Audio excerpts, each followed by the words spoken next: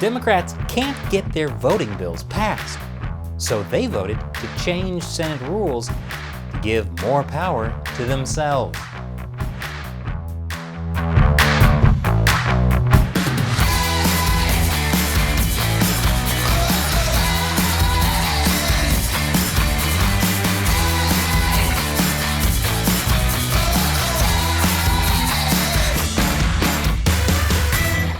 Welcome to America Uncovered. I'm Chris Chappell.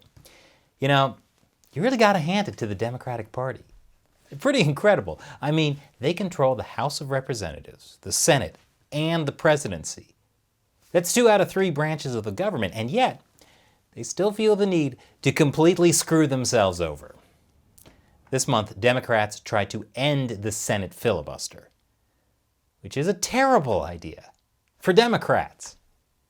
If you don't know, a filibuster is something that gives the minority party power in the Senate. Let's say you want to pass a bill. Well, you need at least 51 votes in the Senate.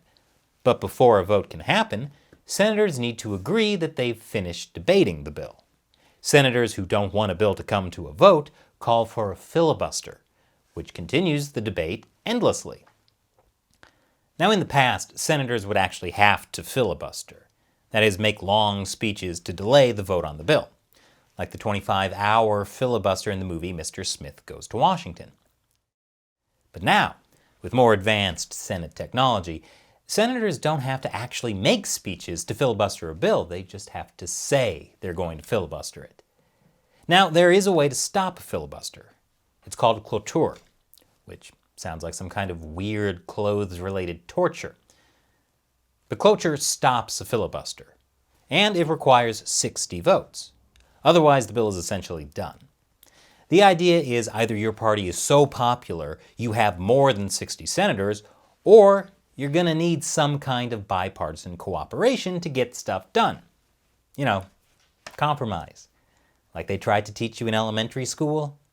Hey, Chuck, share the ball with Mitch. Right now, the minority party is the Republicans. So by trying to end the filibuster, wouldn't Democrats be screwing Republicans, not themselves? Well, this is where it's helpful to have a memory slightly longer than a goldfish, which, sadly, it seems like many politicians don't have. I'd blame social media for their short attention spans, but most of the Senate is so old, they're still asking their grandkids how to turn on the internet, so that's probably not it. The latest debate about the filibuster began because Democrats wanted to pass new voting laws. You see, Republicans had earlier passed new voting laws claiming it was to protect American democracy from evil democratic voting laws that were destroying America.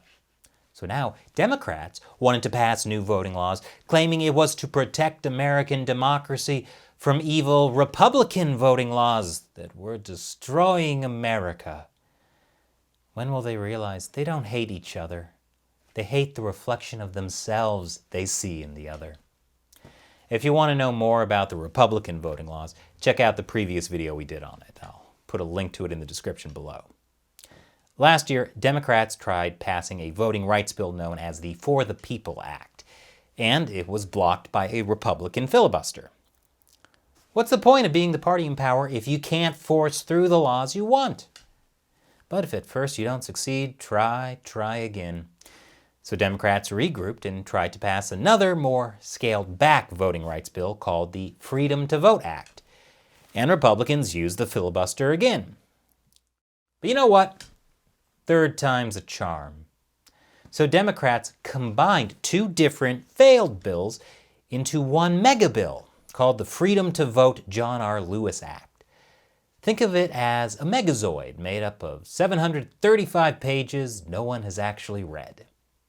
This new bill represented a dramatic overhaul of nearly all aspects of the American electoral system, affecting everything from how votes are cast to how they are tallied across the country. And that's not all. It would sweep well beyond that, remaking campaign finance laws and likely triggering a significant redraw of the nation's House districts. Of course, Democrats knew that if Republicans blocked their previous bills, they were definitely going to block this mega bill. So, they had a plan. get rid of the filibuster. Senate Majority Leader Chuck Schumer called for a vote to replace the 60-vote filibuster threshold with a simple majority. Since the Democrats have 51 votes, that means they could block any Republican filibuster and force the laws they want through. But guess what? It failed. You know why? Because of Democrats. I'll explain more after the break. Welcome back. So the Democratic Party's attempt to destroy the filibuster failed because of Democrats. Specifically, Senators Joe Manchin and Kyrsten Sinema. They voted with Republicans against Democrats.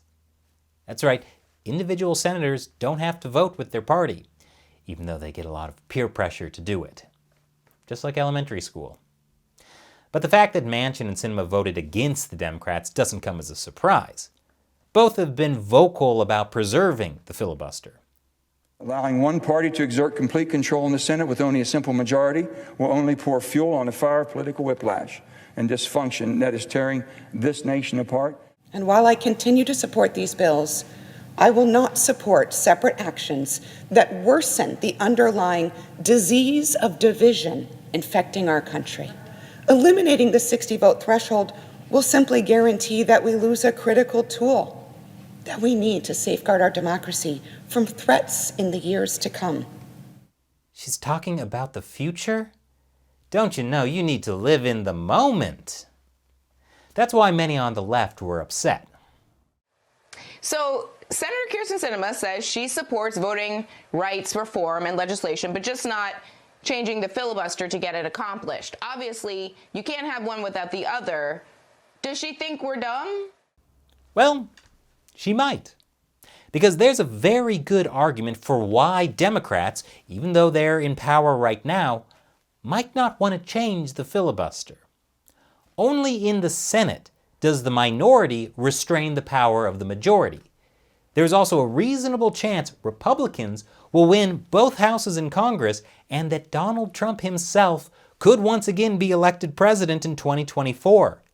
Have Democrats thought what it would mean for them, for the Democrat minority, to have no power whatsoever? You know who said that? Mitt Romney. Romney is now the most sensible Democrat. Look, this country's weird right now. The filibuster is a check on power that the minority party has over the majority party. That's why a few years ago, when Democrats were in the minority, they were staunch supporters of the filibuster. Back in 2017, then Senator Kamala Harris joined 32 Democrats and 5 Republicans who opposed any effort to curtail the existing rights and prerogatives of senators to engage in full, robust, and extended debate. But once she ran for president in 2019, Harris promised to eliminate the filibuster to pass a Green New Deal. And this month, she called the filibuster an arcane Senate rule. Senator Cory Booker is also eager to change the filibuster rules. We need to actually change the filibuster to preserve the right to vote in America. Even though in 2019, he said we should not be doing anything to mess with the strength of the filibuster, and that it's good to have the power of the filibuster. Back in 2019, New York Magazine even said Democrats had an irrational love of the filibuster. And this may shock you, but even President Biden has been hypocritical. Here he is just a few weeks ago. To protect our democracy, I support changing the Senate rules, whichever way they need to be changed to prevent a minority of senators from blocking action on voting rights. Quite a change of pace from a few months ago when he said ditching the filibuster would throw the entire Congress into chaos and nothing will get done. Kind of like when he said he'd never push a vaccine mandate, and then he pushed a vaccine mandate. I'm noticing a pattern of behavior with Biden and politicians in general, because the Democrats should know better. Their short-term power grabs have come back to bite them in a big way several times before. I'll tell you more after the break. Welcome back. You know what they say, those who don't learn from history are doomed to repeat it. Back in 2003, Senate Democrats began using the filibuster to block judicial nominations by George W. Bush. That was back when the filibuster was good. In fact, when Republicans debated eliminating the filibuster in 2005, Democrat Chuck Schumer said getting rid of the filibuster would be a disaster. They want, because they can't get their way on every judge, to change the rules in midstream, to wash away 200 years of history. They want to make this country into a banana republic, where if you don't get your way, you change the rules. Are we going to let them? No! It'll be a doomsday for democracy if we do. The Republicans ended up not getting rid of the filibuster. So democracy was saved. Yay, filibuster. But then, Obama became president. And Republicans used the filibuster to block his judicial nominations. So the filibuster became bad. Boo, filibuster. So in 2013, the Democrats voted to eliminate most filibusters on presidential nominees, which was known as the nuclear option. That meant that federal judicial nominees and executive office appointments can advance to confirmation votes by a simple majority of senators, rather than the 60-vote supermajority that has been the standard for nearly 4 decades. Democrats were really happy about that one. In fact, top Democrats held a victory party with liberal activists afterward in a room just off the Senate floor. After all, they could confirm Obama's judicial nominees now with just 51 votes. That'll never come back to bite them in the very near future. I mean, sure, no political party has held the presidency for more than 12 consecutive years since 1913. But don't worry, guys, Hillary's got this one in the bag. Until she didn't. Then Trump became president, and Democrats couldn't use the filibuster to stop his Republican judicial nominees like they did with George W. Bush, because they had nuked it themselves. And then in 2017, Republican Senate Majority Leader Mitch McConnell made the nuclear option even nuclearer by eliminating the filibuster on Supreme Court nominees too. That's what prompted 37 senators, including Kamala Harris, to defend the filibuster. They didn't succeed. But now that the filibuster was gone for all judicial appointments, Republicans used that power to confirm 3 Trump-appointed Supreme Court justices. So maybe it's a good thing for the Democrats that their attempts to change the filibuster failed. Or else in a few years, they might have failed even harder. So what do you think? Should we keep the filibuster or solve all debates through trial by combat? Leave your comments below. And if you like this show, please know we could not do it without direct support from viewers like you.